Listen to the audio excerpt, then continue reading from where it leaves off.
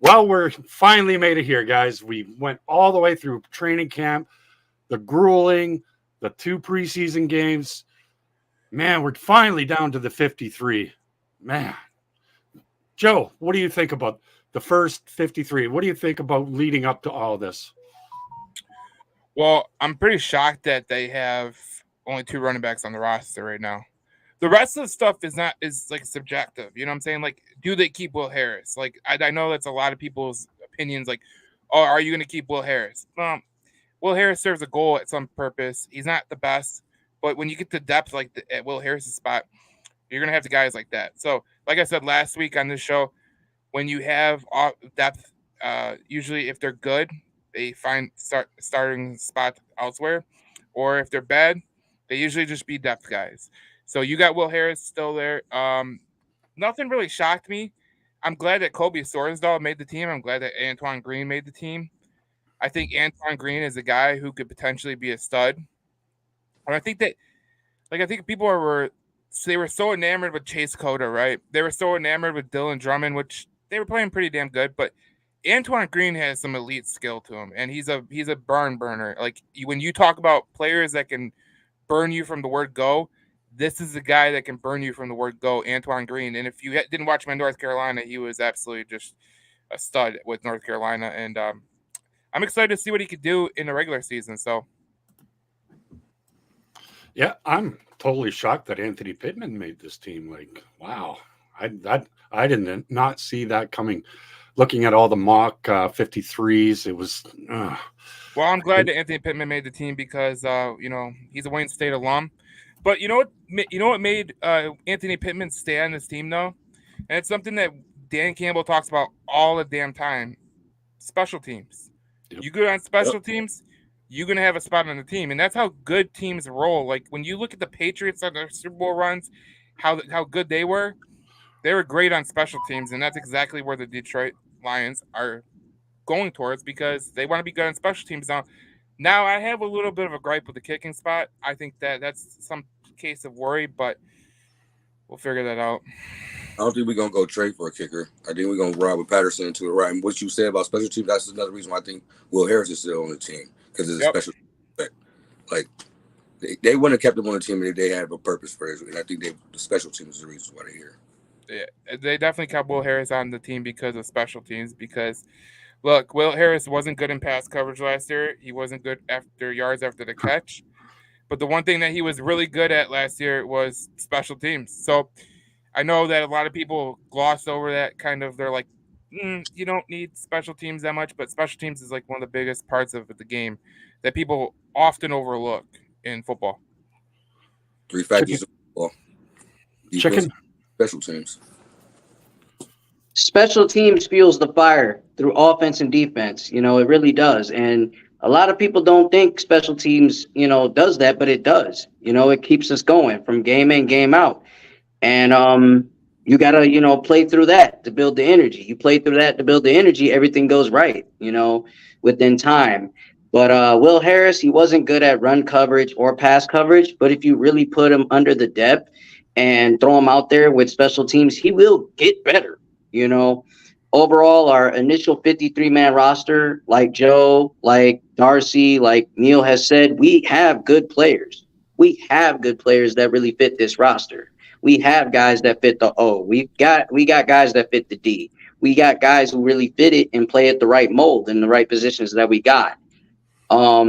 As for surprises, the Okora brothers, they weren't a surprise to me. To me, I think they were the lock to be on this team. Absolutely, in my mind.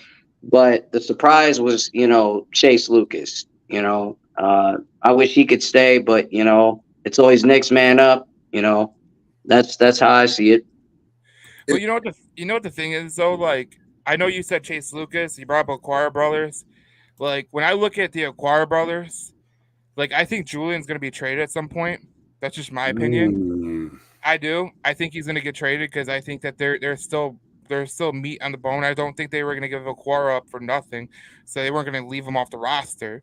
But when you look at Chase Lucas, when you look at some of the players that didn't make the roster, it's a mark of a good team when you're getting rid of players and you're literally saying, "Man, I wish we wouldn't have got rid of this guy. I wish we wouldn't have got rid of this guy. We could have got rid of this guy." Now, no, well, I know some people, they have opinions on other people, but I think that the way that they've constructed this roster, it was really well done. I'm excited to see what they do with the 2 running backs that they need to fill. So It was just the cornerback. Go ahead, bro. I think you're muted. Oh yeah, I think Antoine Green, he's got some tar wheels on him. That dude can run. No pun intended to like the North Carolina Tar Heels, but the dude can really run. He could catch the ball too, so he'll spice it up for us. That's another thing I want to add. We'll see what he can do. He's a rook. He might be the unsung hero in this week 1 game. Watch out.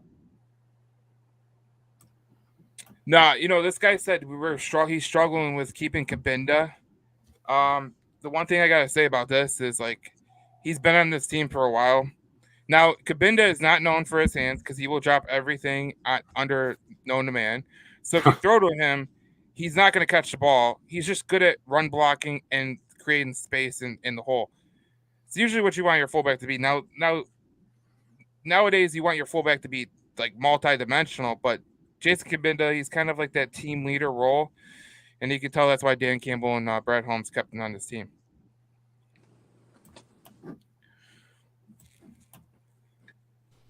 Hey, how's everybody doing? Good, excited. Yeah. I joined the show late, man. Doing good. What I miss?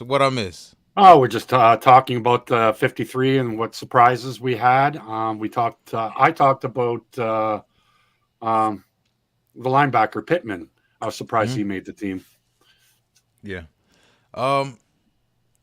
There's a couple surprises for me. I mean, outside of the Will Harris, I think the Will Harris surprise, that was one. Well, it wasn't a surprise for them. It pretty much is a big surprise for a lot of fans, but for me, Ifeatu Melifonwu is another guy, very similar to his brother. I think teams gave his brother the benefit of the doubt because they were just big, super athletic guys, and they were hoping one day they would actually develop into a solid, concrete NFL player on a down-to-down basis, Sunday in, Sunday out. If he's been hurt his first couple years in the league, he's coming off a knee injury right now. And considering that this regime has always predicated themselves off of guys earning their spot on the field, I just don't see what Melifonwu actually earned. Also, Will Harris. I just feel like I understand the versatility. He can do multiple things. Maybe he's just a real brainiac in the film room. He can really get everybody in the right spots they need to be in. But whoever the player is that I think they see in practice, can we please start seeing that player on Sundays? Because it's not enough to keep saying he practices hard, he does this, he does that, if we're not seeing it on Sundays anymore, man. You can't really sell the Will Harris thing on me anymore. And even Starling Thomas, I think there's a lot of fans who believe, oh, well, we'll just keep everybody. Not Will Harris, but Starling Thomas will be around. Starling won't be here. Someone's going to pick Starling up probably within the next couple days. I think Chase Lucas will have a spot as well. And I just feel like those are two dudes younger who actually have solid positions, who could have contributed this year, and they're not going to be here. And, you look at Will Harris, he's currently listed as a corner, I believe. Those two right there to me are two guys I think, if you're talking about on the field, just haven't earned it. Not in my estimation. I mean, I would pick Chase Lucas over Will Harris every day, especially from special teams. Even like Starling too. Yeah, like labeled as a corner, Will Harris is not good. Even at safety, he was bad. Like, I know they say he's versatile, he can play safety and corner, but I don't see it. Like, I don't know what they see in Will Harris at all, but I'm not on the coaching staff. I mean, I believe in Dan Campbell and Brad Holmes. I mean, I have to. But I don't know. I question this. I question that one. Well, let me give a little credence to it. Okay, so like I know a lot of people when they talk about Will Harris, they talk about how he struggles in coverage, how he struggles in certain he struggles in a lot of facets in the passing game. He struggles in the yards after a catch. I was trying to pull something up that I had that didn't pop up, but anyways, He was like one of the worst in yards after catch. So here's the thing: I don't think he's this great player by any stretch of the imagination. What I do believe Will Harris is on the team for is that he's a Dan Campbell type guy. Now you might not that you might gloss over it and think, oh, like that doesn't matter. The best teams have those guys that they somehow just keep on the roster for no apparent reason. Because look, I'm a Red Wings fan, so I know how these championship teams work. Obviously, it's hockey, but there was a certain hockey player named Dan Cleary that was hated by virtually everyone in the fan base. They hated his ass. Now, the difference with Dan Cleary and Will Harris is that there's a correlation I'm going to get to. The correlation I'm getting to is both were hated. They were not that. They were not these great players. They were just kind of like these versatile players that you would use in certain situations. They provided you depth. That's why Will Harris is on the team. That's what I think. Like I don't think Will Harris is on the team because he's versatile, which he is versatile, but he's also not great versatile. Special teams he's good at, but like the reality is, I look at it kind of like the Jason Kambinda thing. He's on the team because they like him in the locker room, and sometimes you can't put a price on a guy like that. It doesn't matter how you spin it. Like sometimes you just got to keep those guys because they mean so much to your locker room that you don't even know. Yeah. Hang on here. Dan Campbell was on record saying he can't sleep at night. He sleeps a lot better when he's on the team. I just don't get it. But maybe he's there, right? He barely played. You didn't really see him really play. He's a backup. He's a rotational piece. He's not going to really play that much. Hopefully we don't get the injury bug where he has to step in. But yeah, that's what I think. But Darcy, this is the NFL season with 17 games. Not every game, every corner is going to play. So he's going to get some playing time. That's why they got him as a one of the role players. So he's going to get on the field. We're going to see him at some point in time. Yeah. And when we saw him over the past 4 years, what happened? Opposing offices, they target him.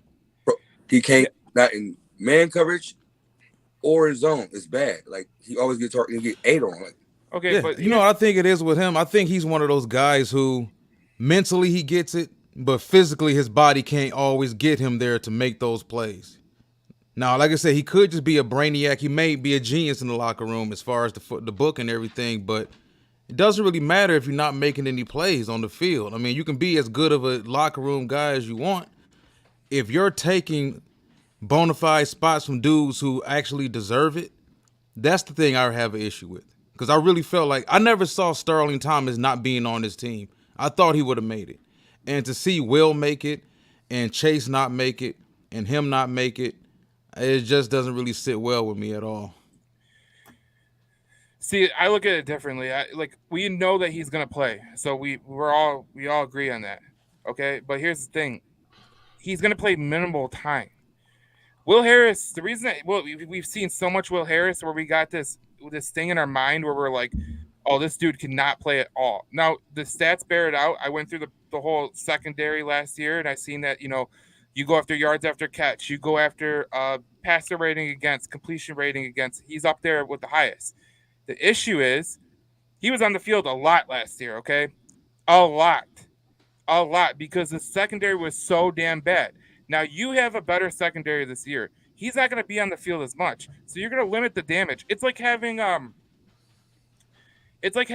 point guard in NBA that doesn't play defense, okay? You're going to put him out there for certain situations where he can kind of shine. He's not going to be put against a test. If you need a run, you put him in there. That's how it is. Like, I think Dan Campbell is stretching out to where, like, look, Will Harris is not the best player. We all know that. We are all in agreement with that. But the reality of the situation is if you start getting injuries, he can play the safety position. He can play the slot cornerback position, which is a position on Aaron Glenn's defense. We see that with Chauncey Gardner-Johnson and Brian Branch. He is a guy that can play special teams. Very, very it's just that's the way I think it is. So we got to figure out what his impact is.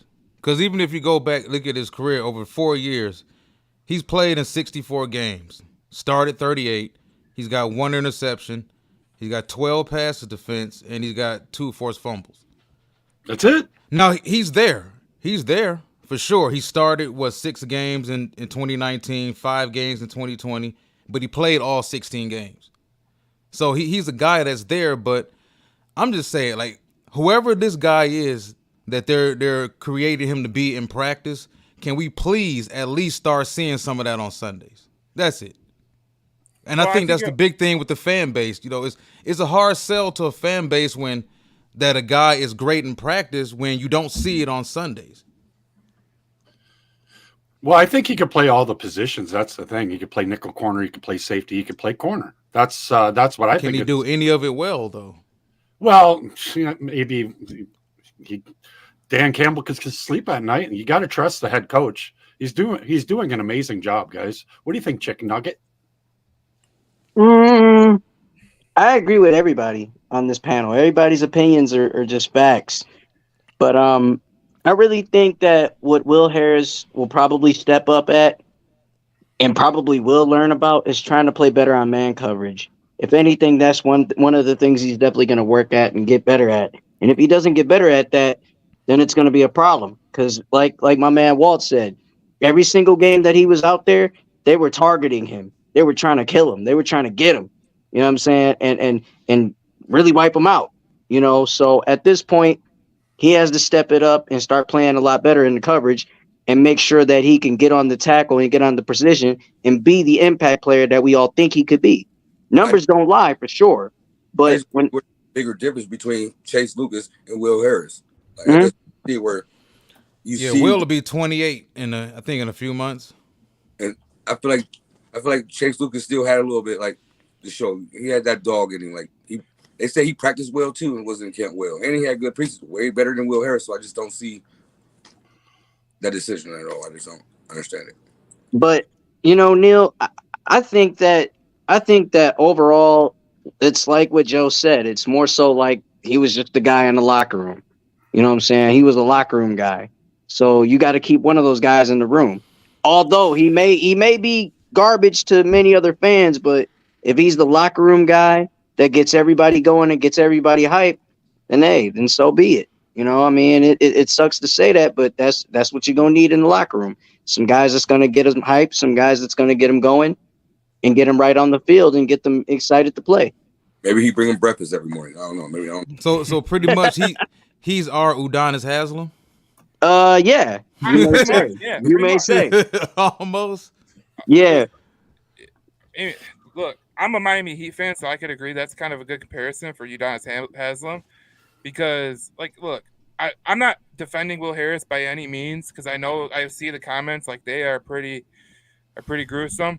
But look, I don't think Will Harris is this bad guy. I don't think he's a bad player. I think he's relatively like he's your average depth in the NFL. Like you get towards the bottom of your depth at your positions, you're gonna get to the bottom of the barrel. Like we were talking about with the offensive line, like when we were talking about the offensive line playing so poorly against the Jags. If you have good offensive line depth, you usually don't have it that long. So that's the way I look at it. All right, so let's. The thing that's bothering me is Craig Reynolds. Like we only got 2 running backs, or you count Kabinda as a running back? He's a fullback. Like this is strange to me. I know he'll probably get picked back up. I don't think he was released. He wasn't waived. So how does that work? Somebody tell me how does that work? What's the difference between being released and what's the difference being waived? And I'm going to jump back out and I'm going to put the screen to 4. Go first. Who? If he's released, if he doesn't go on waivers. If he's waived, he goes on waivers. That's the way it works. So he was outright released, so he goes straight to free agency. You can go pick him up if you want. Like they can go pick him up tomorrow if they do some roster gymnastics, and they're going to have to do some roster gymnastics. And that's why I was telling people to keep your eye on Julian Okwara, because I do think that Julian Okwara is going to be a piece of trade conversation. I don't think he's going to be on the roster much longer. I think that someone on this roster that is currently on this roster will be a trade candidate. I heard that was James Houston. Not Julian. It could potentially be James Houston, but I think it could be Julian Okwara too, because I think he has a market for him. There's a lot of guys you could say there's a market for, and you're hopefully, if you did trade a corner, let's say you traded a corner, you bring in Chase Lucas or you bring in someone else, like if they make it past their waivers, maybe, but like there's a lot of things that have to happen with this 53-man roster because it's not balanced right now. So there's going to be a lot of gymnastics that Brad Holmes is playing, and that's why I look at this roster and I say it's totally not complete. I honestly would like to say it like this, like how Joe Dumars did with the 04 Pistons. There's going to be a missing piece to this team, and trust me, he's going to go after it. Brad Holmes is going to go after it and put that missing piece to the puzzle, and that's where it's going to really go all the way up to 1,000. If you thought the chemistry was at 80, 90 right now, it's going to go to 1,000 once he bring in that missing piece, that missing link. 1,000 if they trade Houston. That's what's going. Like I don't see where that makes any sense. Yeah, young, talented. Yeah, it doesn't, man. Even if he's viewed as never being an every down linebacker, he has a specific skill set. And you can argue Aiden Hutchinson or whatnot. I don't think, if we're talking about just pure pass rushers, he's our best pure pass rusher on the team. And you don't give up on guys like that. He's so naturally he's just raw. Even Deion Sanders said that when he came out of college, like he's just raw. Like you just got to put him on the field and he's gonna do his thing. Like I don't know. They better not trade James Houston, man. You can't mess that up though. You can't mess up. Oh, go ahead. You go, Chicken Nugget. Yeah, but you can't mess that up though. You can't mess that up between Houston and Hutchinson, because those two are a dynamic duo. They get to the quarterback pretty well and they bring the pressure. You trade away him, it's just not going to be the same on the field. Yeah, I want to make a quick comparison. The other Houston that played in Kansas City all of those years, the linebacker. What was his name? Justin Houston. Justin Houston. Yep. When Justin first came in the league, he was a one-trick pony. You know, he wasn't a pure linebacker or whatnot. It took him a few years to really improve as an overall all-around player.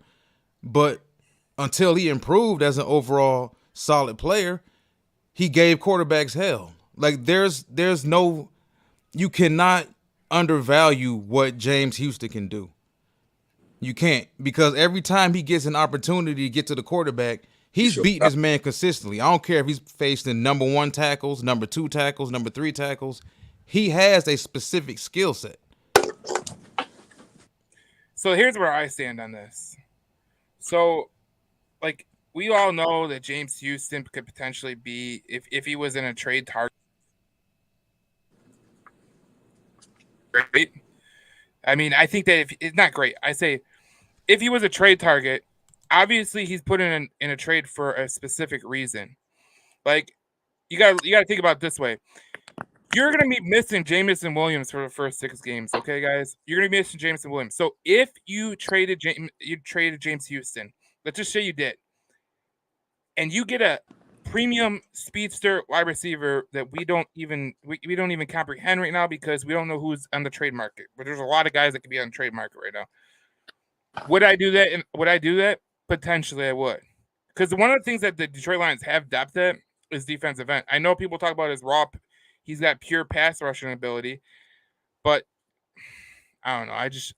I think that if there was a deal that came along, you can't just pass up and say, oh, he's got potential. Like, if you think that there's a trade that can put you over the top, that's what you got to do. And that's the dilemma that people talk. That's a dilemma that people deal with when you're a general manager, because it's a fine line. Like, you could trade Houston, you could trade Okwara, but you're also trying to figure out who you could trade for, and who's it going to trade for. That's what you have to deal with. Like, they always gotta make that kind of decipher of, is it more what I'm getting back is more, or am I just getting back nothing? And that's part of the issue. Yeah, I think it would be interesting to see if they did move him, what they got in return for him. Yeah. Because, he only showed 1 year. Well, not even one full season, but the sample size was amazing. And if you go back and you look at the type of player he was at Jackson State, a lot of people didn't think that was going to translate. Right. At least his rookie year, it translated. So there are teams, I believe, let's say, for instance, they released him or they waived him. He wouldn't make it. No. He's not coming back. So it's like, what type of receiver do you think you would get in return for him? Y'all talk about Quality wise. Y'all talk about trading Houston? I'm not. No, we're just talking about yeah. we're talking about Yeah. trades in general. Trades in general. How you doing, Darcy? My bad. Good. Everybody give a big hello to Spirited Detroit Avery Giovanni or whatever your real name is. Yeah. Hello. What's You up, know, man? you gotta, What's what's up? up, y'all? You know you got to use that alias, man. The army watching me, man. Yeah. No, I watched your memory there, your memory, and it was about Hard Knocks. That was really good, bud. You do all that editing yourself? Yeah, I'll chop up some film and I'll see what's out there and I'll chop it up. And then if I really want to get like really graphic with the stuff, like I'll just spend a whole day and like edit every transition and edit every piece. So there's some videos that's out there that I've done that I edit every second of the, I put it in black and white, I put it in transition, I put it in spiral, I put it in this, that, and the third. And then there's sometimes where I just screen record and then I'll chop it up and stuff like that. So If you guys haven't subscribed, Spirit of Detroit podcast. Neil, you have a podcast too, don't you? Yeah, I'm over on YouTube at Ohio State Lions on YouTube. And mine is Detroit Lions News Show. Joe's is Detroit Lions Podcast. yeah. Detroit Lions News Podcast. And Walter, of course, everybody knows Walter is Detroit Walt. Lions Avenue. Yeah, What's up, AG? I was watching your channel last night because I was explaining to my wife, like, we got to work twice as hard. I was explaining that to my wife. She ain't understand. And I'm also Chicken Nugget King 586. Sorry, I didn't realize. Chicken nugget, okay. I haven't subscribed. Sorry, That's but catchy. Yeah, I run it between the whistles too on YouTube, but like, yeah, like I don't know what you guys are thinking about that. Like the trades that we were talking about. Like, what's one trade that you would make? Like, I know we were talking about James Houston as a trade bait candidate, but who's a trade bait candidate that you would take? Trade bait. Golf. Because there's well, a guy. everybody wants Chris Jones. Everybody wants Well, Chris Jones. What are we let gonna me get? What are you gonna give to get All up right, for him? let me look in the camera and let me speak to Lions fans right now, because hang on. Give me a second. you are not getting Chris Jones. You are not getting Chris Jones. Like, Kansas City's going to play this out as long as they can, and then they're going to say week 8 they're going to be like, it's going to be baby come back to me, okay? That's what it's going to be, because they're going to realize real quick that Chris Jones is that defense, and they're going to realize real quick that they have no shot in hell without Chris Jones. And they're going to see in week 1, they might even see and go, all right, I'm out. Just pay him the money. Like, screw it. Like, give him half the Kansas City Royals like we gave to Patrick Mahomes. Like, give him part of Kansas City barbecue. Like, just give him the whole city. Like, we got to keep this thing together. Patrick Mahomes is on the most friendly quarterback deal you could absolutely have for a guy like that, okay? He's on the best deal that you could ever have. The guy's like one of the all-time greats, I would say, at quarterback, and you got him for like half the price. Like, okay, like you could spend the money on Chris Jones, I'm pretty sure. Yeah, I think that's common sense, man. Anyone who follows football the way we do can understand Chris Jones isn't just a defensive tackle. That's people's favorite phrase to throw around right now is, well, you can't pay a defensive tackle that much. You can't pay a tight end. You can't pay a running back. That's bull. That's bull. It's complete bull. Chris Jones saved them. We can count numerous games over the past couple seasons where Chris Jones was the defense, as Joe just mentioned. He saved them. And him not being there, I don't care how good Trent McDuffie may turn out to be, or George Karlaftis, Leo Chenal, or whatnot. Yep. He is that defense, period. And if he's not there, they're going to see exactly how tough it's going to be to repeat. They think it's Madden. Tyreek Hill left though. They get rid of somebody quick over there. I'm just saying, like, Yeah, but you know what I always felt though? Kelsey was the key. It came back and won the Super Bowl. Yeah. Kelsey was the key, though. I think not necessarily Tyreek Hill. Tyreek Hill was a nice toy to have, but we saw, I think, in the Super Bowl how important Kelsey was. Kelsey was uncoverable. Well, when you got Patrick Mahomes, okay, Patrick Mahomes is a magician, okay. He's basically like abracadabra. Here's the ball to Marquez Valdez-Scantling, okay. Kadarius Toney, like he's finding guys out of the stands and going, here's the ball, just catch it. And that's exactly what they're doing. Like you look at the defense, they need Chris Jones, and they're probably going to see that week 1 because they're going to go against an elite offensive line, and they might get their ass handed to them. Because if you look at their defensive tackles, you guys remember Danny Shelton with the Lions? Oh God. Yeah. He is Big one of their Danny. players. He is their second string defensive tackle right now, along with a rookie and a guy that they just traded for. So they have no room to say we don't need Chris Jones. Like, I know Neil was talking about they get rid of Tyreek Hill. Well, Tyreek Hill plays a position where, I mean, if you're telling me who am I choosing, Tyreek Hill or Travis Kelce, I'm taking Travis Kelce all day. Like, if at one point Tyreek Hill's speed is going to go away, so you go with Travis Kelce. Chris Jones, that dude is going to be good. You see what Fletcher Cox is doing at his age. Like, defensive tackles, they can last a long time before they start to decline. Yeah, Chris Jones is a stud, man. He is an all-around defensive stud. That's one of those players that don't come around very much. That's a guy that really could, help out your defense and really really build a spark and make sure that the team get more energized and get electric. But if you look at Patrick Mahomes, he makes his wide receivers look better. That's like another second coming of Tom Brady we're talking about. This dude really makes his wide receivers look good. Any wide receiver that's in the stands or in a UDFA or, on Madden, if you want to say, he makes them look good. That is a guy that you cannot overlook or hate on. This guy is going to be top 5, top 10 in years to come. But if there's one thing that the Lions need to watch out for, what any other team should watch out for, is him getting the ball in 2 minutes in fourth quarter. Mm-hmm. That is where it really, really gets, hurt. That's where it really hurts. That's where it hurts the soul. So you better watch out for what he does in 2 minutes in fourth quarter, because the guy's clutch. I mean, what more can I ask say? you guys this: what if Kelsey's not there? Because we've seen him. Okay, they took Tyreek Hill away from him, but he still had a Hall of Fame tight end. What if Kelsey gets hurt week 1, or Kelsey gets hurt week 2 or week 3, and he doesn't have him? Do they Then he's still put go? out his blanket. Then he's went out his blanket. That's his blanket. No, he's gonna manage to No, get he's by. not. He'll get No, by. he's not. They'll Because win it. They still have Justin Ross, who they hid during the whole preseason. They hid Justin. They put Justin Ross on the back burner so much the media can't interview him.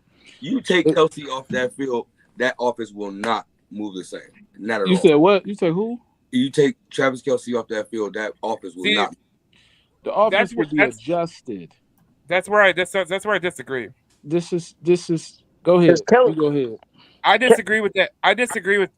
100% because people are saying Travis Kelce, if he left the game, what would happen?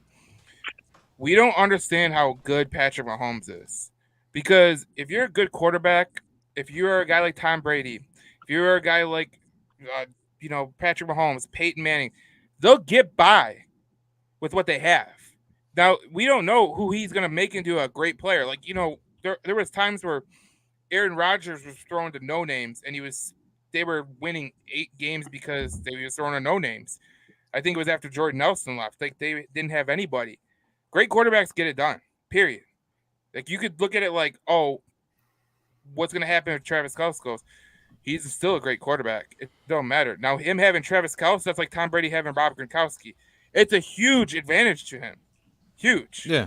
I mean, I think they'll still win games. They've got a Hall of Fame head coach and play caller, and they've got a Hall of Fame quarterback, but will they win big without Kelsey? Because for the Chiefs, it's all about winning big. They'll still win 10 games, 11 games, but when we're talking about getting to the Super Bowl and winning it, can they still win big without him? Oh, no. No. Put up the same numbers. No. They can't win with Sky Moore and Valdez Scantling. I like Sky Moore. I'm waiting on him to develop, man. I love Sky Moore. That's crazy. I think that this coaching staff overstands that they have to be versatile. And I think that when I say versatile, I mean we seen a year in 2021 where they had the deep ball. The deep ball went crazy in 2021 for this team. They were the biggest deep passing team in the league. In 2022, everybody took away the deep ball. But you know what happened to that team? They got yards off yak. They got yards off the underneath routes. Like this has been talked about with Alex Hollins. This has been shown in film study how they've changed their offense from the deep ball has to happen, the 15-yard plus has to happen, to the short 5-yard slant, the 5-yard hitch, in cut, out cut 5 yards, and then get the yak right after. And then they've adapted to, a lot of people don't want to stack the box. They want to have 5 DBs. They want to be a nickel and dime. Okay, we're going to run Isaiah Pacheco into the ground. Like, this team has adapted so well in the last three years, year to year, because everybody's trying to keep up with them. They've shown you that, look, we can be a dominant running team in the Super Bowl with Isaiah Pacheco, someone you never heard of. And we can actually show you we can smash mouth football with the best running football team in the league. And again, people say, well, if they lost this person, they lost Tariq Hill and kept it moving. They lost, and the coach has proven it. Like Reed has proven in his career, he could lose anybody and rebuild an offense and still be top 10 offenses.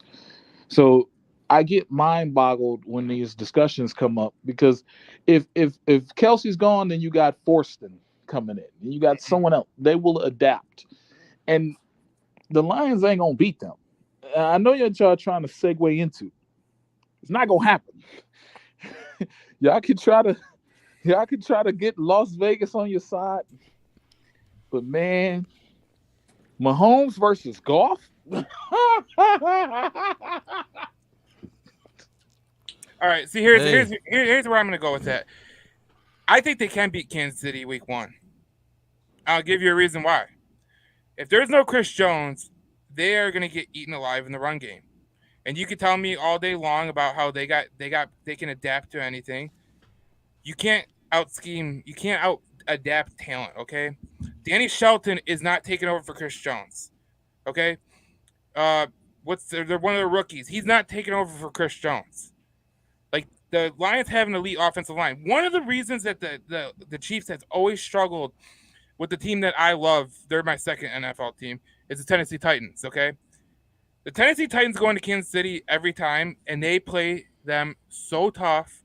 They play them so physical, and they just try to beat the shit out of Kansas City. That's literally what they do. They go into the game, they grind it out. They grind it out with the run game. They grind it out. They're grinding out. They're taking time off the clock.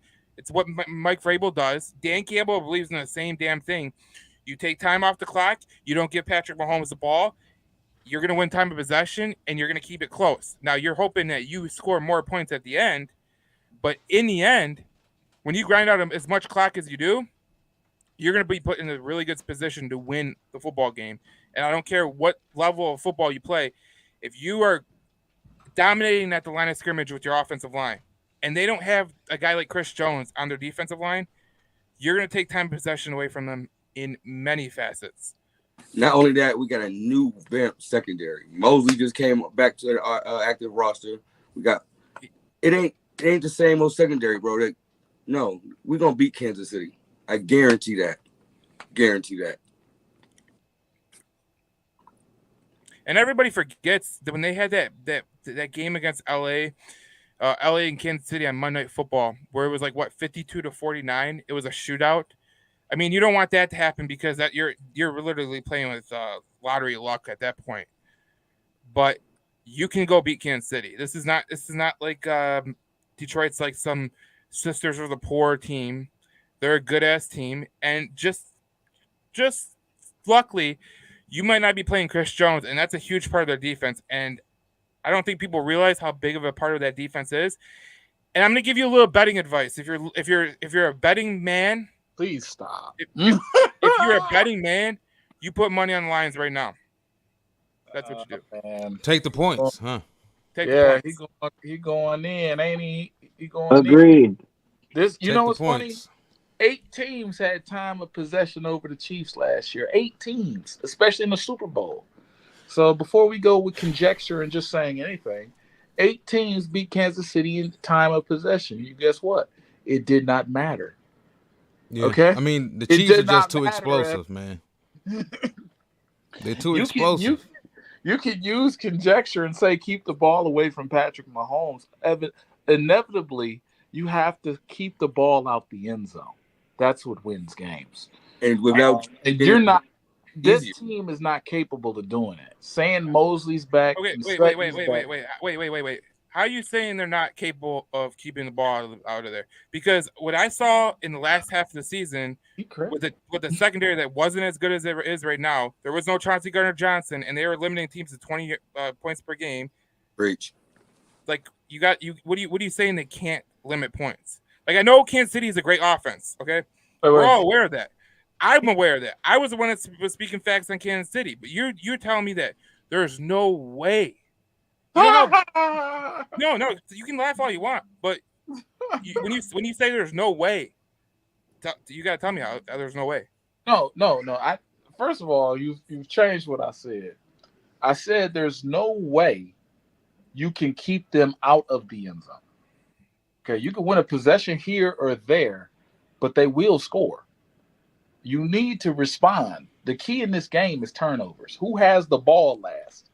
See, I'm not gonna get on here and lie and this, that, and the third. I'm gonna say what I need to say. Okay, but with the defensive line, we got Eddie Houston. I'm not talking We gonna about. get pressure. We gonna get turnovers. Listen to me. This game This game. is Arizona versus Green Bay in 2009. That's what this game is. You know who won that game? The last defensive score won the game. And that's what this is. This is going to be a shootout. Okay, this is going to be a shootout. We may not have Jameson Williams that day, but we got Khalif Raymond, who I think is just as good, if not better, in this offensive role. Okay, we can score. They can score more. I'm telling you, it's going to come down to turning the ball over. We need to be in nickel and dime sets every day.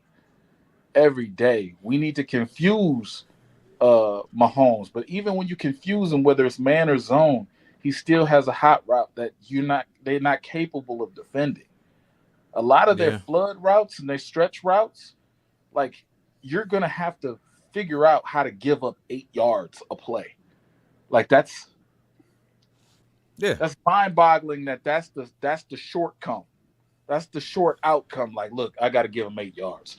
Damn. You know what I mean? I'm sorry to cuss, but I'm just, you know what I mean? Like teams have tried to figure out Kansas City for the last 5 years. And it's been, okay, we'll take away the deep ball. Okay, they killing 5-yard plays.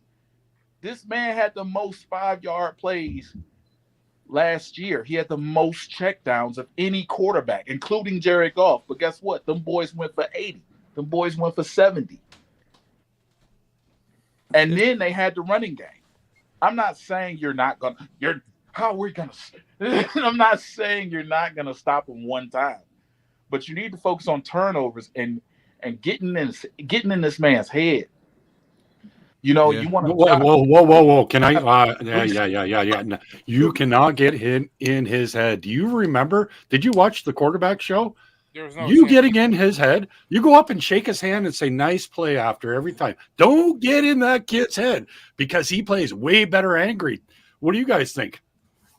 Yeah. No, you don't get in Patrick Mahomes' head because there are guys out there like Michael Jordan, like St. Brown. I mean, St. Brown is one of them. I mean, he knows every one of the wide receivers that was drafted before him, saying like he can name every one of them.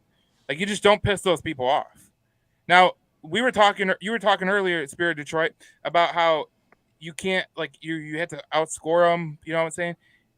They only scored 30 points twice last year. Here's the thing about Kansas City. They're not an easy team to beat. I'm not saying they're an easy team to beat. They never will be an easy team to beat with Patrick Mahomes. Like New England was never easy to beat with Tom Brady and Bill Belichick. But at the same time, there's ways that you can kind of grind it out. And what I was saying about the Tennessee Titans, do you guys know who Malik Willis is? Yeah. Up in the draft and let him go. You're right. Everyone wanted to draft him. But here's the serious thing. Do you think Malik Willis is better than Jared Goff? No. No, exactly. They win in that game. Tennessee win that game 17-20. Chiefs still won. They win that game and they stayed in the game with Malik Willis. That's what I'm saying. You have to grind it out. You know, everyone talks about how you gotta get turnovers. Tennessee didn't get one damn turnover in that game. They actually turned over the ball. So they should have lost by a lot more. But they stayed in the game. They stayed in the game, and in the end, they were just outmatched. But that's what I'm talking about when you say, when you talk about like they can't survive the pressure that Mahomes and all that stuff. Listen, no one thinks the Indianapolis Colts are a good team last year, and they beat the Kansas City Chiefs. So if we're talking about Arizona Cardinals, they kept them to 21 points. It's not in the NFL. This talent disparity. I mean, unless we're talking Arizona Cardinals, because they absolutely suck this year, and they're going to be one of the worst teams in ever. But unless you're the Arizona Cardinals, every week in the NFL is a week that you could lose. Like we see what happened. We see what happened in Carolina with the Detroit game. Like they just got outmatched in one game. Didn't Goff beat Mahomes in the last shootout they had? I don't know. I have to check that out. Can I ask y'all a question? I believe so. I think Goff beat Mahomes in the last time he played for the Rams. They got a big shootout. Okay. Like that. That was in LA. Right? That was in LA. Wasn't that over 4 years ago? Yeah. 5 years ago, That something was like the that. pass. And that's my thing. Is like that. There's something up with your quarterback when everybody goes to one game. Nobody ever brings up multiple games of Goff doing this. They go to that one game 4 or 5 years ago. But you know, like that's what I was talking. I like that. I like to add to that. You know what I'd like to mention? I'd like to mention 2018. Mahomes lost the conference championship. 2019, he won the Super Bowl. 2020, he lost the Super Bowl. 2021, he lost the conference championship. 2022, he won the Super Bowl. You know, what have he done for me lately? Goff haven't done nothing since nothing. Okay? And people talk about Goff like he the man, like his offensive coordinator ain't protecting him, like he ain't surrounded by talent, like he doing this like he Tom Brady.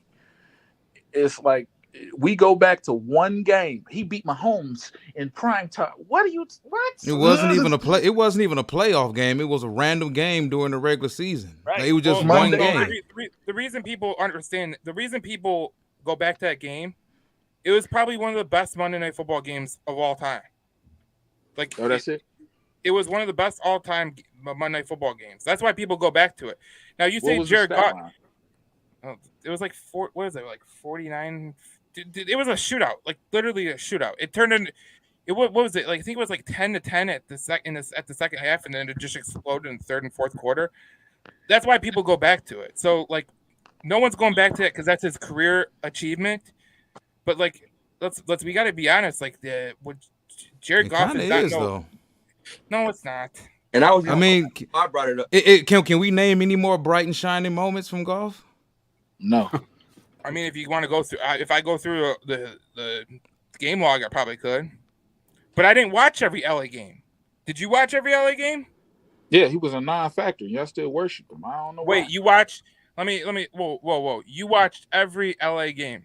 I didn't say that. That's what I just asked. No. I love the banter, guys. I love the banter. I was like, bro, We're not all gonna agree. I love the banter. Oh, I could argue with the best one.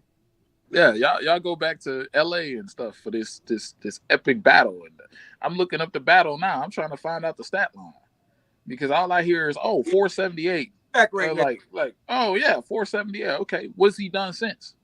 Why I got to go back to 2018 if he can return the form? Why I got to go back there?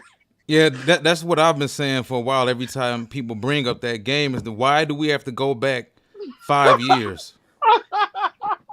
Like it's I don't know. I just think when you look at the Kansas City Chiefs, man, you have to almost play mistake-free football and be able to score. Look at the Eagles. The Eagles were going point for point with them, except for that one big turnover, which was turned. You know what I'm saying? Was turned into 6. But outside of that, you have to play them that way. And if you look at the Tennessee Titans, well, big issue for them, man. They just have a prehistoric way of building their football team and playing football. And that's another reason why they can't seem to beat the Kansas City Chiefs. Yeah. And I like Kansas City's experience. And we keep talking about why can't we? Why not us? All this hope stuff. Look, you're talking about a team that went to either lost in the conference championship 3 times in the last 5 years. If they didn't lose in the conference championship, they either lost in the Super Bowl or played in the Super Bowl, won it in 5 years.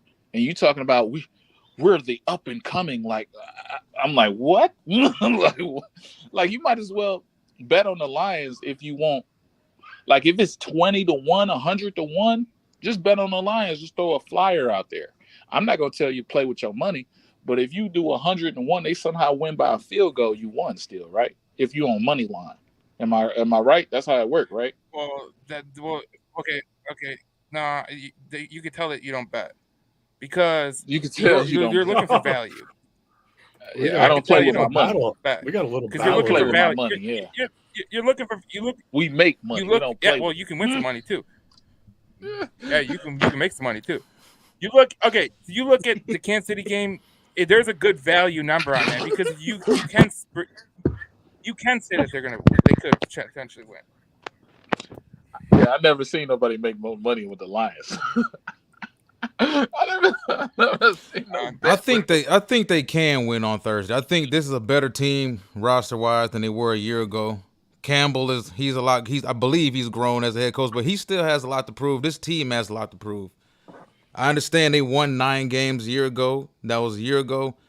They have to prove themselves all over again. You got to constantly reinvent yourself. And can they go to Kansas City and win? I think they can. I don't think it's likely. I hope they win. We can search for reasons that we believe they can win, but I mean, the Chiefs are the Chiefs for a reason, man. And if you start talking about quarterback matchups, golf against Mahomes, you're talking about head coach matchups of Andy Reid versus Dan Campbell, and you start looking at some of the defensive matchups and whatnot. The Chiefs are at home. Is it possible? Yes. Is it likely? I don't think it's likely. Right. I'm not saying that this is going to be like something you bet the house on. I'm saying if you sprinkle some money on the Lions, you could win some money because they're plus odds right now. Because Kansas City, they're the defending. Here, I got something. I got something here. Okay, so we play Seattle second, and then we play who third, and then Green Bay. I'm going to the game. Is it the Falcons? Yeah, we're playing the Falcons. So what do you guys say? What do you guys say after the first quarter of the season? Even though there's an extra game, do you say if we lose to Kansas City, and I like Seattle, like I got Seattle winning the conference. Really, we're going to be 0-2. 0-2 is looking right down the barrel. 0-2, and then if Bijan Robinson just takes over and does what Carolina did to us last year, halftime. Yeah. Well, Chuba, yeah, and then we go into Lambeau on a short week with a flight and everything. Like, I'm gonna get my hair cut. I'll shave my head if we go 0-4. You guys, no, I'll shave it right off if we go 0-4. But 2-2 is realistic for me. Yeah, I got Kansas City as an L, and I got Seattle as an L. Are you guys going to freak out? Is all the fans going to freak out if we go 0-2? Talk about it, guys. They will freak out. Like I've been doing this thing for many years on Detroit Lions News. They freak out with one loss. Okay, like they're quick to go to SOL really quick. And look, the first 2 games are tough ass games. You're gonna go play Kansas City in Kansas City, which is gonna be a tough game. You are gonna play Seattle, who, let's be honest with Seattle, they're the same as the Lions. I mean, they're literally in the same time schedule. They have a quarterback that they don't really believe in. Seattle doesn't believe in Geno Smith. Some of the Lions fans don't believe in Jared Goff. They just got a really good team. That secondary is really good with Quandre Diggs, with Jamal Adams, with Tariq Woolen. Like, they got Bobby Wagner back. So, yeah, the first 2 games are tough, but then you look at the next, 3, and they're winnable. So, if you can go 1-1, that's a win.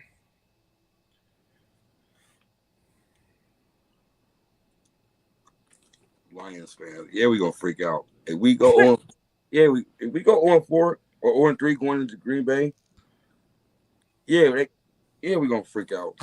And then if we lose to Jordan Love, oh my God. Yeah, I mean, if you look at it for what it is, the Kansas City game, whether we go there and win 31-30 or we lose 20-19, if they turn around and lose 2 conference games right after that, fans have a right to freak out. You lose to Seattle and you lose to Atlanta, 2 teams who could potentially come back to bite you in the end, the way the Seattle loss came back to bite us in the end later on this season. So, yeah, they're going to freak out. So your first 5 games are Lions Chiefs, Lions Seahawks, Lions Falcons, Lions Packers at Lambeau on Thursday Night Football, and then you come home to play the Lions versus Panthers. I mean, you look at that. Good schedule. I truly think that the Packers are going to be better than what people think. I don't buy the Chicago hype at all. Like, that offensive line is totally garbage. Like, when there was a stat that Justin Fields got hit on 35% of his dropbacks, what upgrades to the offensive line did they do? Like, you can give him DJ Moore, but is he going to get the ball to DJ Moore? Oh, is that a real question? Is that What do you mean it's a rhetorical? real question? Like, is that It's rhetorical? whatever. You can I answer. agree with you. Yeah, I agree with you. I just think that 0-2. I just hope I don't sprinkle no hundreds on that. I hope I don't sprinkle no money on the on the Kansas City game. You start out 0-2. I won't have a problem with 0-2. You're rightfully where you are. You're rightfully where you deserve to be. Those teams are competing for division titles, and so are you. So losing to a team with fair talent or more talent, I'm cool with. If you go to Green Bay and you lose, I have a problem with that. They have a quarterback under center with less than 100 snaps in 4 years. They have their longest tenured player is a tight end. Their longest tenured offensive player, is a tight end that was drafted with Jordan Love. That's my biggest issue. You can't lose to Green Bay. I think Green Bay is going to be better than what they are. Like you say, I believe that to be true.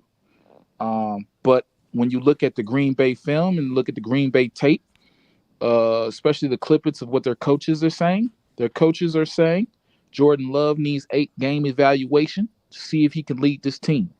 They're still weak at safety. They should have drafted Brian Branch. I'm glad they did not. And they have one of the best secondaries in the league. Jerry Alexander is great, but I just feel like their talent up front as well on offense and their youth at the wide receiver is just going to play against them. So I feel like we have to go 2-2 to keep our respect, or these fans going to do something crazy. If they went 0-2, I'd be pretty pissed off. I'm not even going to lie. Not even going to lie. Because you are expected to go win a division. You are expected to go to the playoffs. You are expected to compete for the NFC. If you look at everything that you're seeing from, like, I know Giovanni doesn't like the betting circles, but they do spend credence because people are putting their money nationally on the Lions for a multitude of reasons. So there's a lot of hype around you. You got to live up to it. This isn't the old Detroit Lions, okay?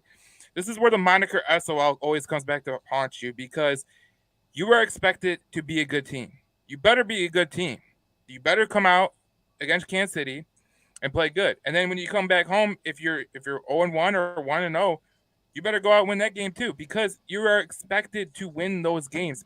Period. End of story. You start 0-2, of course people are going to be mad, because that's not the expectations that we laid out for this team. Not at all. Not only that, we got the talent and the depth at a lot of positions now where we shouldn't go 0-2. I don't see us going 0-2, 0-4, nothing else like that. I see us maybe going maybe 3-1. I mean, I see it's a new Lions team. It's a totally different change, man. Y'all Is that a Stafford jersey? think about the past teams, man. For real, it's totally different. I guarantee that. This You defense, said it's a different jersey? man, we're gonna be getting sacks in waves, man. Y'all have watch. It's a total revamped defense, man. Guarantee it. I'm not gonna toot my own horn, but I've got the record right for the Detroit Lions the last 4 years. So when I say that I'm leaning towards 11, 12 wins, that's where I'm leaning. That's where the expectation is. Okay. Period. 6-2. You know I got what a though? The question. only thing about winning 11 or 12 games, you can look at the Minnesota Vikings a year ago. The Vikings pulled out a lot of close games that they obviously could have lost as well. And look at the kicking game right now. You need to have consistent kicking as well to that's win what I'm 11 to worried 12 about. games. That's what I'm So worried do about. you guys feel that way about the kicker as far as Riley Patterson? Because how many 11 to 12 win teams have average to below average kicking? Not many. Not many. I don't know what happened to Riley Patterson. He only missed. I think he had a perfect season when he was first with us, and then I don't know what happened. We cut him. He shipped him off, and now he came back. He misses stuff, and I don't know what's going on with him. Hopefully, they can whisper to him a little bit. But you're right. Good teams are gonna be beholden to the kicker. When the game on the line, you're gonna be beholden to the 3-point try. I mean, we had one game where we blew a team out 40 to 12. Like we was beating the Was it Washington Jacksonville football team. or Washington? Washington football team. And we had 4 punts that game. You know? So yeah, kicking's gonna come into question. That's a good point. The issue with Riley Patterson, in my opinion, it isn't his accuracy, because we know he's a pretty accurate kicker. If you look at his stats, I mean, he's inside the 30, inside the 40, he's perfect pretty much. You go outside the 40 into the 50 range, that's where you earn your money as a kicker. Like, that is where you earn your money as a kicker. And look, I'm a Michigan State fan, okay? If anybody knows what it feels like to have a shitty kicker, it's me. Because we were 50% on field goals last year at Michigan State. That was the difference between having 7 wins and 5 wins. So when you go 50% on kicking, you're going to lose a lot of games. If you miss kicks that you're supposed to make, you are done. Especially in NFL. You see how close these games are? Like, it's pretty much the difference of like 2 to 3 points on average. Can I ask you, is there a team? I feel like I'm going to ask a question that's going to incite a riot, but I'm just going to ask it. If we play a team that is somewhat of a trap game, right? We play a Minnesota. We should be able to beat Minnesota twice, right? Right. Mm-hmm. First. Right. Easy, right? I think we're going to lose to Chicago once. See, that's what I'm talking about. If it comes down to a kick against Chicago and we lose because of the kick, like, here's where the question gets bad. Is it our fault that we put ourselves in the position for the kick because we're the top 5 offense, right? Top 10 offense in the league. Is that our fault, or is that, okay, the offense came out a little sluggish, the kicker's job is to kick the ball? You understand what I'm saying? I hope I'm not asking a explosive question, but I'm asking, like, look, we should go in Chicago and we got to score against those teams. I mean, Dan Campbell said that like 2 years ago. We have to score against like teams like Chicago and shit like that. Like, can't hide your kicker. No. You can game plan and scheme and hide your quarterback all you want. There's a lot of pieces on the field you can hide. You can't hide your kicker. No. Can't hide from it at all, man. And now I don't put that on the offense. I put that on the kicker. You got one job to do. When it's your time for your job to be called, kick the ball. And that would also go on Brad Holmes too. Right, but every game is not going to be a shootout. You're going to have them grind games. That's what your kicker is for. Yeah. So you can't put that. You got to put that on the kick. Well, management too. We're not going to get a new kicker. Brad Holmes has been a great general manager for us, but the one thing that he has really, really botched the ball at is this kicking game. Like, I think we're going at like 8 kickers now that we've had since he's became general manager. I mean, it's hard to find kickers. I mean, you can go across the NFL. Like there's always a revolving door of these bad kickers coming around. I mean, we see it all the time. But in Detroit, we had kickers for years. Right. Well, that's what I'm saying. That's what I'm saying. When we have a good team, we have no kicker. When we were 0-16, we had Jason Hanson. Like, this don't make any damn sense. And he was our best kicker. I think he leads our team in points, don't he? Yeah. Well, the Lions have been lucky. They had Eddie Murray. They had Jason Hanson. They had Matt Prater. Like, that's a lot of good kickers. Like, it's like the Patriots. So, Chicken Nugget, what do you think about only having 2 quarterbacks on this roster? Not bad. I wish Hendon Hooker would play, but you know he's not. He can't play. He can't suit up. So Well, he'll be ready for November, is what Jeff Risdon said. yeah, I would like to see him play, but You were on that show, remember? yeah, I remember Jeff Resden.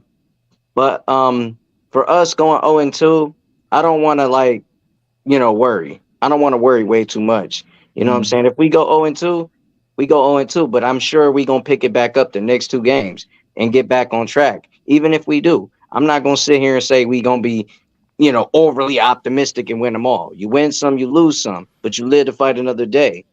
And if we go 0-2, we go 0-2. It's just going to motivate us to win the next 2. We're not going 0-2. Like, we're not. Y'all need to get that out your head, negative mindset. Like, we're not going 0-2. Not the same old line. Neil, that's the same old Stafford jersey. But I gotta say, if we do, then it should motivate us to win the next 2. But if we go into Kansas City and win that game and then beat the Seattle Seahawks, then we talking 2-0. A whole different story. Wait. We haven't even talked about something that I really want to get to. What's that? What the hell were the Lions doing in the sweepstakes for Trey Lance? That's what I really want to know. Due diligence, kicking the tires. I mean, you could say They're due sticking their diligence. nose in there. They're sticking their nose in there. They You have to. Was they doing their due diligence, or were they really interested? That's what I want to know. Like me and Walter have the same opinion about Trey Lance. I mean, the guy started 26 games in high school and college combined. Yeah. Patrick Mahomes was up to like 50 by the time he got to his junior year of Texas Tech. It's wild. He's entitled to an evaluation. I think the due diligence, like Darcy said, we're entitled to an evaluation of a player that comes on the market for less than cheap. Like we're entitled to do that due diligence. I remember when they traded traded Jerome Harrison. Remember that? They found out he had cancer. They traded him, and the team getting the trade, and the trade fell through, and all this other stuff. Like that team did their due diligence. Yep. I think that trading for Trey Lance, like I think less than 100 snaps. We don't know what you are. Right. No. We don't know what you are. Like right. We can kind of like dive into it post 100 snaps, like Zach. What is his name from the Jets? Zach Wilson. Zach Wilson, right? We can dive into it and say, oh well, he has 100 snaps of bad film and bad tape, and we can look at, oh, he missed his hot route, oh, he missed his safety blanket, oh, he missed this, he missed the deep throws, but all that's coachable because we have that 100. Yep. With Trey Lance, we don't have that 100. We don't have that sample size, and I think that was the interest. We don't have that sample size on that guy because we can probably, and then if God forbid golf goes down and you have to put this guy in, or you have a trading block chip because you have your quarterback of the future in my mind, and then you have Trey Lance as a backup but cheap. Now he's gonna have a bigger salary than most people. Like he's a first round pick. You picked it, pick 4, pick 3. His salary is up there, but I think it was good for them to be interested and not tied down to this Jared go off or Jared Goff get off the field. Goffle? Yeah, Goffle get off the field. I'm not a Jared Goff fan. So that brings me to this question right here. How did you think he played the last game? I thought he played phenomenal. Once he got into the rhythm, he got his NFL feet back under him. I thought he played phenomenal. He hit what's it, Green?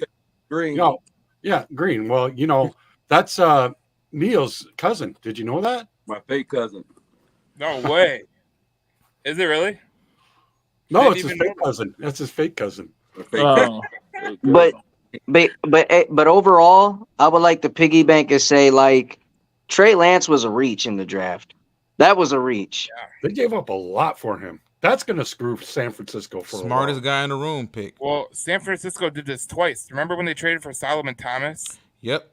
And then they traded for Trey Yep. Lance. Like, Yep. man, like when they trade up for someone, they getting a really bad player. Go all in. That's Yeah. going to hurt them for the I mean, long run. Shanahan has also passed on a decent amount of quarterbacks. Well, he's passed on Justin Fields. He passed on Mac Jones. I mean, Lamar Jackson. Lamar Jackson. Like, you imagine what their offense would be with Lamar Jackson or Justin Fields? Yeah. Jeez. I don't know about Lance, though. I think the thing with him, from what I've seen in the starts, especially this preseason, that Raider game was terrible. He's a guy who he doesn't seem confident enough to pull the trigger. He passes on a lot of throws that should have been completions, and he holds onto the ball too much. To me, that's a guy who's scared. I don't know if he feels like he's terrified to make any mistakes in front of Shanahan or that scheme or that team, but he needed to get out of there. But like I've said numerous times, he's a guy that needs to play. But for a team that's trying to win, he's not going to play. He's not going to play in Dallas either. No. And like I said, he's played what, 1 year of football, full year of football since high school, and that was his final year at North Dakota State. So he's a dude who needs to get out there and play. The only way you can really get better is by playing, unless he just can't play. Period, and we'll find that out too. But And yeah, I think they were just kicking the tires on him. There are people out there that's gonna use him as some type of example of the mobile quarterback, and they're going to use him as the example of this is why you don't draft these athletic guys. And that's not a fair evaluation. He went to a team that was ready to soar, and he was barely ready to walk. So Yeah. I think it was unfair in some aspects because that team just wanted to move on from Garoppolo, and they didn't realize they have to actually develop a QB to be ready for their trending upward. The Lions, however, are not in that situation with Hendon Hooker. As we know, or we all should know, Hendon Hooker by Peyton Manning. He went to Peyton Manning's football camp, and Peyton Manning said he was one of the smartest individuals he had in the last 5 years, smartest quarterback he had in the last 5 years. And I think I know Hendon's offense in college was a lot of option in terms of the routes. The routes was based on coverage. Even when you go ahead, type in the Hendon Hooker film study, whether it's on my channel or other channels, you can see like a lot of routes was based on the option, the look of the defense and everything. And even Darcy spoke about how Hendon Hooker was like just a great asset from a leadership standpoint when we was drafted. So I think that we're not in that position where we're going to have a Trey Lance situation. When it's time for a guy to take over, we can actually be like confident that Hendon Hooker can take over. I think I'm confident in that. And his numbers was decent in Tennessee. See, I want to tell you guys a little story. You guys all know I'm Canadian, right? So I was born in Saskatchewan. So it was either the Rough Riders or the Edmonton Eskimos. And there was this kid named Warren Moon, and he just lit it up. My dad said, go get me a beer. And I was always allowed to get the first sip. Hence why I'm an alcoholic probably. But so I'd go and I'd watch my dad, and I watched this fucking guy play. And as I grew with this guy, and all of a sudden, he goes to the Houston Oilers, and he's just one of my favorite quarterbacks ever. And then when I saw this kid play Hendon Hooker, right away, popped right in my head. My head exploded. And I said, damn, that's Hendon Hooker. That's Hendon Hooker 2.0. Warren Moon is Hendon Hooker. Talk about it, guys. Okay. No, he's not. He is. No, he's not. Warren Moon is an all-time great. Okay. This I is the hate when potential I see. I hate when people compare all-time greats to someone who is just hasn't even made their mark yet. Like, for instance, like people compare LeBron James to Michael Jordan. It's a stupid comparison. They played in different eras, so it's not even relatable. Now, I watched a lot of Hendon Hooker in college because I'm a Tennessee fan and a Michigan State fan. I go on Southern, Northern kind of thing. Hendon Hooker is a good quarterback. There's no doubt about it. He's obviously got to learn how to do progressions in the offense because he didn't do it at Tennessee. That Baylor system that Josh Heupel runs is exactly the Baylor system that you get with Bryce Petty. You get these bust quarterbacks. Do I think that Hendon Hooker is going to be one of those guys? No. I think that unlike other teams, you have the coaching. Like Mark Brunell is a pretty damn good coach for a quarterback's coach. So that's what it comes down to. I when you look at like San Fran, right, and you talk about Trey Lance and why did he fail? Well, number one, they're in a road to try to win, so they're in a win now mode, and they're not looking for a guy that's learning on the job. Now they struck gold with Brock Purdy. They literally did. Like a 7th round pick playing the way he did is just it's absolute banana land. Like how many times do you draft a 7th round quarterback? I mean, we drafted Brad Kaya from Miami. Remember that, guys? We drafted Brad Kaya. And he didn't even make the damn roster. So drafting a 7th round quarterback and he's becoming your starter. Okay. What really gets me though is that Trey Lance he couldn't even start over Sam Darnold. That's what I find interesting. He kept Sam Darnold over him, didn't they? They kept Sam Darnold over him, yeah. Okay.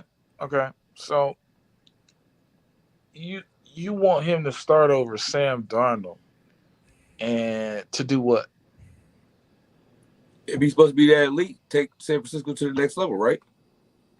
Well, what I'm saying though is he can't even unseat Darnold as a 2nd string quarterback. And a 2nd string, right? Right. And what the 2nd string do? Hold the clipboard. Right. Okay. Well, So you're not getting my point. Your point is not made. Yeah, it is. Because if you can't unseat Sam Darnold, who PJ Walker unseated, you can't. What are we talking about? Sam Darnold still is a number 2 quarterback in the league, man. So what is Trey Lance now? We don't even know what Trey Lance is. Exactly. You didn't have an evaluation of 100 snaps. So I'm going off the evaluation. I'm going off the evaluation that San Francisco had. But he was drafted to take San Francisco from NFC North champions to the Super Bowl. Yep. And he ain't did none of that. So like, you know, it's funny. Their evaluation process, they got in the draft room and they drafted a guy at 4, right? They drafted a guy at 4 who has never played in a conventional offense, has played quarterback for 2 years, and then they drafted a guy at 4 to lead their Super Bowl competing team to a Super Bowl, and he had no tape out there. He had no tape. I agree with that. It's their fault. It's not his fault. The film is there. Like the Hendon Hooker tape is there. The tape is there. He's always been a QB. The tape is there on, any other quarterback who did this. And I believe Hendon Hooker can do that Warren Moon type of play. I believe he's more like a Randall Cunningham in that sense. I believe in Hendon Hooker a lot. I just feel like Trey Lance's situation is tragic because Anthony Richardson's in the same situation. Everybody's finessed and everybody loves the arm and everybody loves the speed and everybody loves the highlight. And then after 2 years of less than 100 snaps, we throw him to the wolves and call him a bust. And then there's mediocre YouTubers out there like Lions Forum that will say, this is why you don't draft these guys. You're a jerk. You're a jerk. Who stand back there in a statue. You don't want no mobile quarterback, but they don't realize Joe Burrow is mobile. Right. they look at mobile quarterback as a different thing, as a skin tone, and not an actual mobile quarterback. Aaron Rodgers is a mobile quarterback. Yep. So you crapping on a guy that it wasn't his fault. He was drafted. He was injured 2 years. Yep. Adrian, I'll let you have the last take. I'm gonna ask a simple question here. Let's get everything on record here, guys. What is your prediction for the season? And we're gonna go one by one, and I'm gonna clip it, and I'm gonna make reels. And at the end of the year, if you're right, you're right. All right. So my prediction for the year is we are going to go neck and neck. The Green Bay Packers are going to be second place. Detroit Lions are going to be in first place. We're going to win by a tiebreaker. We're going to win 9-win season. 9-8 is what I predict, because I do believe we have a tougher schedule. We have one less home game. We got young linebackers. That's it. And last year I said I was happy with 7. We got 9. So if we get 11, then I'm still on my current stage of, my mindset. Walter, you go next. And hang on, I'm fucking up here. I can't produce and do the same thing. Fuck. God damn it. Yeah. Hang on. Let me. Yeah, there you go. Yeah. While I believe this roster is better, significantly better than what it was last year or the past couple years, I still think that Lions fans are putting too much pressure on some rookies and young players. Rookies have ups and downs, peaks and valleys throughout their season. A lot of fans are really hype over Laporta, saying Laporta is going to be a Pro Bowler his first year. He's going to do this, he's going to do that. I love Jahmyr Gibbs. But they feel like Gibbs is going to be a 2,000-yard back, and then we got Branch. Branch is going to lead the league in tackles and this and that. When you depend so much on young players, even Pascal, Levi, Onwuzurike, these are guys who we saw flashes from Josh Pascal, and I love Josh Pascal coming out of Kentucky. These are still young players, and I don't like the depth at offensive line. The receiving core has some questions. The kicking game is a question. I think if this team wins 11 games, they should be happy. And I don't think that they're going to be a 9-win team because I think they're bad. I look at the schedule. Seattle and Atlanta. People are squatting all on Atlanta. Atlanta's a talented-ass football team, too. They're going to be better, I believe, than a lot of people give them credit for. I agree with Seattle. I think Seattle's going to win their division. You got Dallas towards the end of the season. You got a trip to Baltimore, which I think is week 7, week 8. You got 2 games against Minnesota, 2 games against Chicago, 2 against Green Bay. Those are divisional opponents. Regardless of how good or how awful any of those teams turn out to be at the end of the day, they're divisional games. So chances of Detroit sweeping all 3 of those teams are slim to none. The Raider game, that's a Monday night game. You better hope you don't lose that game. That should be a win. The Broncos, we have zero idea with the Broncos. I think that's a wild card game too. You have zero idea what the Broncos are going to turn out to be ultimately. Mm-hmm. You got a trip to L.A. to play the Chargers. I don't think this schedule is as easy as people think it's going to be. I'm hype about the team. I love the improvements they made, but this dude's smart. I'm not sold on it like that. I think they're at least a 10-win team. They should at least be a 10-win team, in my opinion. But when you go through the schedule and people start looking at win, loss, I don't see it. I think we've got some difficult games throughout the schedule. Carolina should be a win. But like I said, I wouldn't be shocked if we started 0-2. Seattle's good. Seattle's a talented-ass football team as well. You can give Seattle the edge as far as coaching-wise with Pete Carroll against Dan Campbell. They've been there before. And to me, for whatever reason, people seem to give Kyle Shanahan way more cachet than they give Pete Carroll. And Shanahan has crapped the bed on numerous occasions. His teams have. So I think they're a 10-win team with the outside of 11. But when you have questions at the kicking spot, you got questions as far as the youth on the team. Are we going to depend too much on our young players? Do they need another year to grow? Are we a year away? I'm not sure about us being a 12 or 13 win team because you need a lot to go your way to win 12 or 13 games, man. And I'm just not sure if this team right now is built for it to win 12, 13 games. Neil, your last take, bud. I think you're muted. No, So I'm we'll go. I was listening. I got us winning 11 games. You know, being Kings of the North. Like, we're going to put our crown on this year. Aaron Rodgers gone. Our secondary revamp. Offensive line, we should come and stack. You feel me? Like, new running backs. Nobody going to be hurt like Swift all the time. Better put in that work. You feel me? Best offensive line in the league. We better eat this year. You feel me? I don't know. They must have drunk all y'all Kool-Aid. Y'all ain't got nothing to drink right now. But you need to mix that shit right back up to get y'all. It's going down this year, for real. 11-6. 11 and no. Yeah, 11-6. Yep.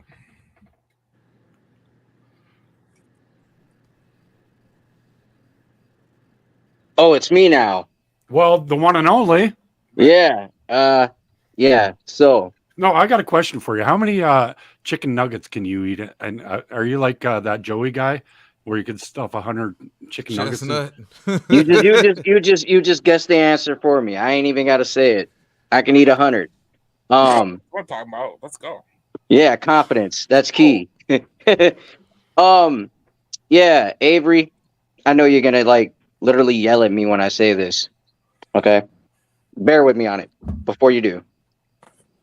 Lions confidence. Hang on. 11 wins. Hang on. 11 wins. There we go. And we will win the division. Win the division, get 11 wins. Enough said. That's it. Smart man. Okay. I already said my piece. We're going to go, and then the boss is going to go last. Oh, what's up? I'm the boss. No, the boss is Joe. Joe runs the Detroit Lions news page of 57K. That's why we're getting all these viewers. You got to treat him with respect, bro. I've been messing with him all day. I know you have. I know. I don't like it a little bit, but I I love like the it a little debate, bit. though. The debate's been awesome. Yeah, We got to have these guys go one-on-one. Just go back and forth. I do like messing with certain. I'll pick one out the group and just be messing with. I'm sorry, man. it's just you know. Hey, look. My answer is going to depend on y'all. Okay. I've been asking this question, and I figure y'all the perfect group to answer it. What's better, a division title with a playoff loss, or a wild card with a playoff win? You had to fucking do that, didn't you? You got to go to the playoff win. Screw the division. Yeah, playoff win overall would but be nice. these Packer fans are gonna just rub it in. Yeah, right? exactly. It's your division to win. When you look at the landscape, I think the division title is what we deserve. But what we need is that playoff win. And I go a playoff win and get us 9-8. Maybe even 10-7. I think 10-7 we can eke into the playoffs. But who's going to be that division winner, you know? Because this division is ours to lose. Like when you look at Minnesota, they're an aging team that is going on the youth restore on the offensive side, and then defensive side, they got rid of their veteran players, and they got some mix of veteran players. Like it's weird. It's like a mashup. And then Green Bay's far too young. Chicago's far too bad. Like it's our division to win. But when we do win the division, got to keep in mind we might see Dallas, we might see the Eagles, San Francisco. Mm-hmm. Some of y'all might just want that 9-8. Let's just get that wild card with the playoff win. I'm not scared of Who said that? the keg. Oh yeah. I was like, okay. So I think they'll be a good team. Like in all actuality, Right. maybe 9-8. I just want to be safe with the 9-8. I know they'll make the playoffs though. I know that. Like it's gonna be a fight at the end because like my man Walt said, and I'm not gonna yell at no chicken nugget. I ain't gonna yell at my boy, man. I ain't gonna yell at him. He's smart. He cool. But I just feel like some of these teams on this card, man, like the Chargers, Denver, Yep. like people going off the old algorithm of last year, like, no, Russell Wilson has looked good in preseason. Like, I know it's just preseason. Okay, when he slice you up, that's Russell Wilson. He's a Super Bowl champion. All the excuses that come up. All the excuses come up, But everybody seems to forget. Everybody seems to forget the first 9 games of the season. I had Matt Derry on here, and I got a clip of him saying, golf throw. Aaron Rodgers doing a golf throw. Like, everybody just forgot because they won 8 out of the last 10. They just forgot about the first fucking 7 games where we got shut out in fucking New England and we lost to a third string quarterback. Everybody forgot about that. How do you forget about that? I haven't forgot about it. I ain't forgot about the fact that we had a goose egg that game. That's why I'm not a golf fan. That's not why I'm not a golf fan. And that's why I wanted to fucking draft a quarterback, which we did. My next Warren Moon. So Joe is he is going to finish it off for us here, and he's going to. Darcy, you need to stop. Because look, I know it wasn't Jared Goff that lost those games. It was the defense. And if you look at the defense, I mean, you give up 45 points in a game, you're gonna lose that game. Like, you don't force a punt in the game, you're gonna lose that game. So with the defensive additions that they've made with Cameron Sutton, with Chauncey Gardner-Johnson, with Emmanuel Mosley, we'll probably see him week 2, week 3. I don't think he's going to be ready for week 1. I'm looking at 12 wins. And look, I have a streak on the line, okay? I have a streak on the line. I have got it right 4 years in a row. Now, it's not saying much about the first 2 years. It's not saying much about the first 2 years, but the last year, that was pretty impressive because it was right on the button. But look, I look at this defense, and it's way better. I look at, you have 4 starting safeties that could potentially start for other teams. Tracy Walker, Chauncey Gardner-Johnson, obviously. Kirby Joseph is going to come into his own. I like the defense. I like Cameron Sutton as your cornerback. And you got Jerry Jacobs, Emmanuel Mosley. You can put Will Harris on the bench and keep him there, and he can come in certain situations. I like the linebacking core. I think Malcolm Rodriguez is still going to play a pivotal role. I think Derek Barnes, the hype is real about him. I've been to practice. He's looked really, really good.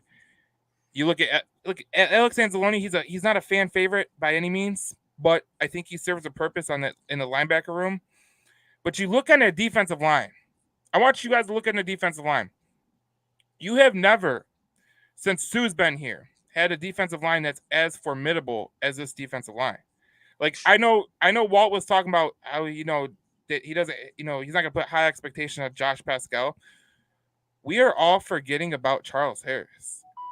We're forgetting about Charles Harris. Like, James Houston is great. He's going to play a pivotal role in it, but we forgot about Charles Harris. We have John Kaminsky. And I think Ali McNeil, losing the weight that he lost, he's going to be a pass rusher this year. And if Levi Onwuzurike pans out, because he did make the 53-man roster, and he shows us a resemblance of what he was drafted for in the second round, that defense can be from historically bad last year to great.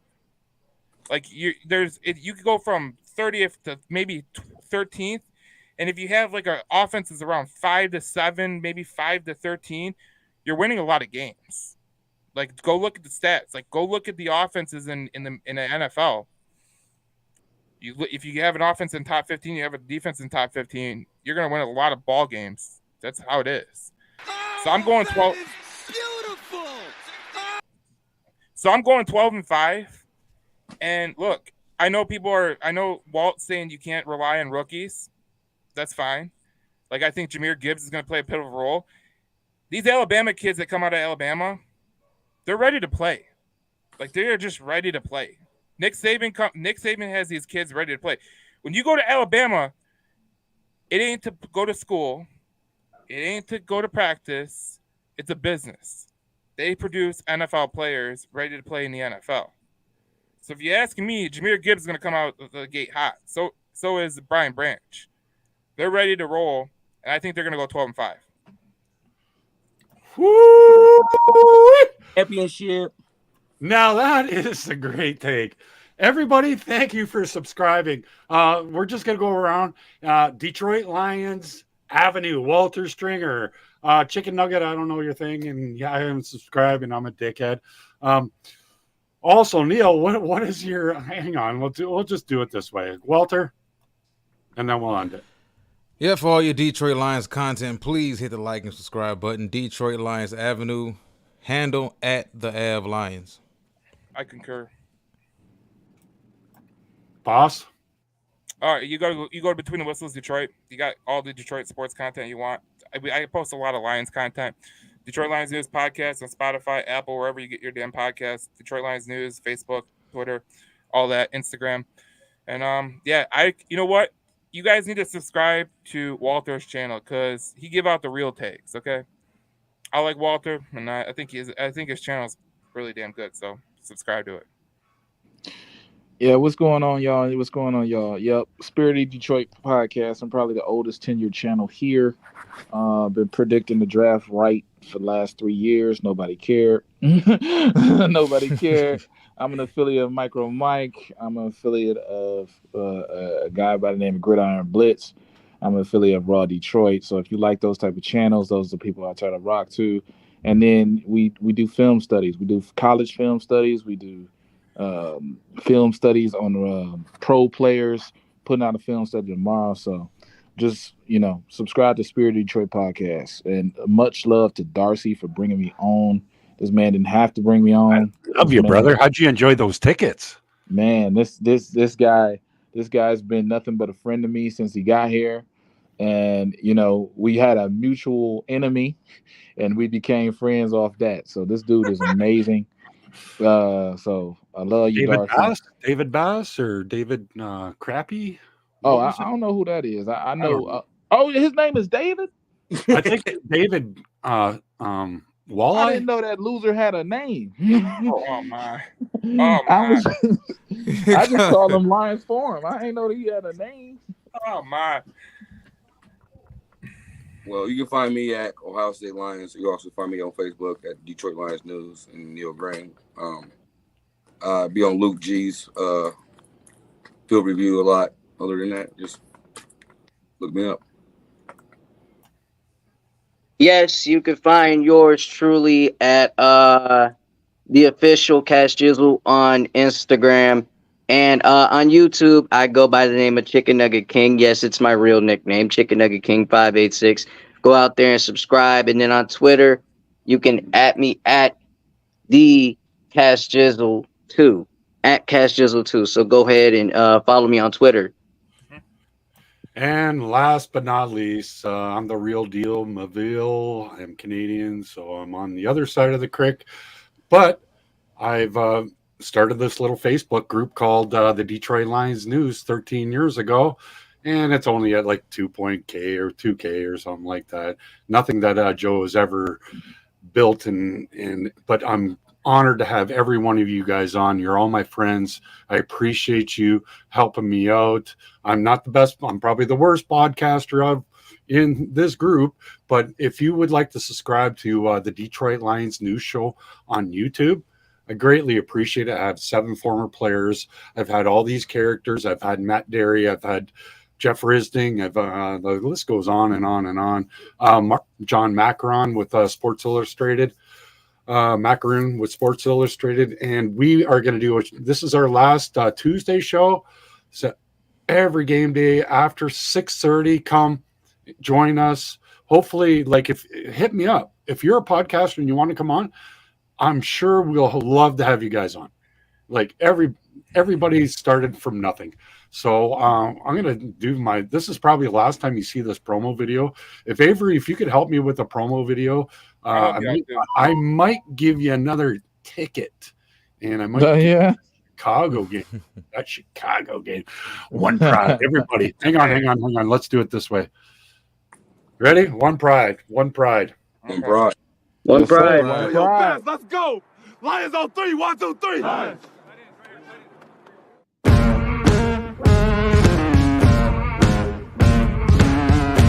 Oh my God! Victory Sunday. The Giants look at their schedule and they go, "Oh, the Detroit Lions," and they put the big W, right? Correct. It's folks, it's everybody that is on the screen right now that is what makes this special, because this organization has been so bad for so long, yet here we all are on a Sunday night at 7 o'clock chopping it up about this football team, because winning 3 in a row and getting this done for the first time since 2017, and like Mark said, having some momentum for this fan base. When we played against the Patriots one game on Thanksgiving, I had a pretty good game too. And it was just, the atmosphere is just different. It's just, there is just, everybody's ready. You get a chance to wear the throwback uniforms. It was just fun. I think it's a mixture of both. I think you got to have a good program, but I think the city, the way it's viewed nationally, like the people in Detroit, the business people, the money makers, the marketers, they got to market Detroit